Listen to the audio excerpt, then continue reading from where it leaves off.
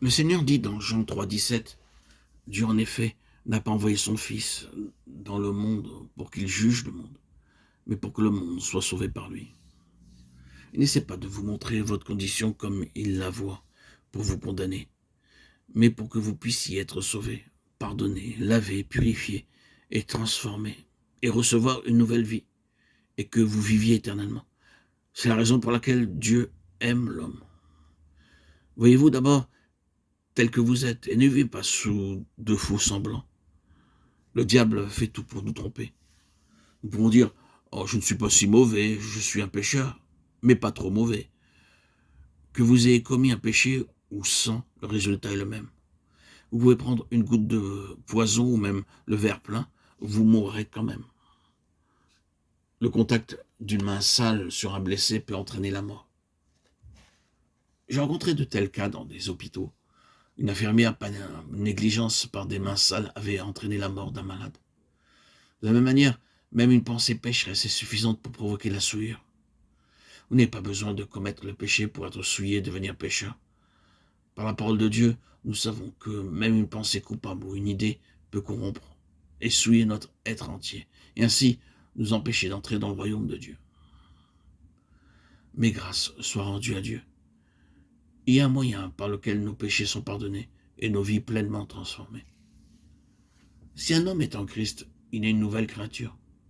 Personne n'est qualifié pour entrer dans le royaume de Dieu parce qu'il est chrétien de nom. Par exemple, beaucoup de personnes ont un chien et elles donnent à ce chien un très joli nom.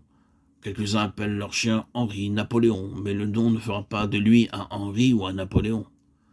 D'autres donnent à leur chien la même nourriture que la leur, mais cela ne fera pas de lui un homme. Un chien est un chien. Des dames donnent à leur chien un lit comme celui dans lequel elles dorment, mais le chien reste encore un chien. Il faudrait qu'un chien devienne humain si un homme voulait en faire son associé. Pareillement, ce n'est pas un nom chrétien qui nous qualifie pour le royaume de Dieu. Ceux qui me disent « Seigneur, Seigneur » n'entreront pas tous dans le royaume des cieux, mais celui-là seul qui fait la volonté de mon Père qui est dans les cieux. Plusieurs me diront en ce jour-là « Seigneur, Seigneur, n'avons-nous pas prophétisé par ton nom? N'avons-nous pas chassé les démons par ton nom? Et n'avons-nous pas fait beaucoup de miracles par ton nom ?» Matthieu 7, 21, 22.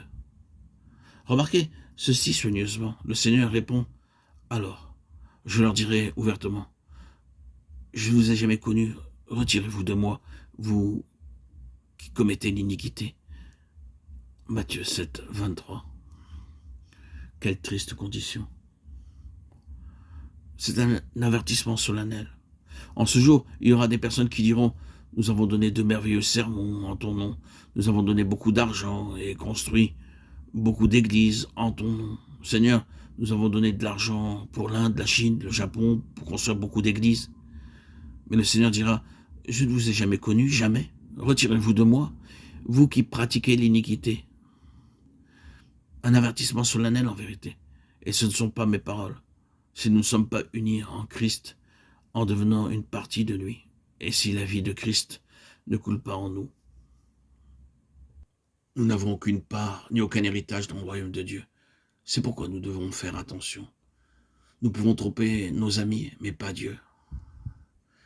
Si quelqu'un n'a pas l'esprit de Christ, il ne lui appartient pas. Romains 8, 9.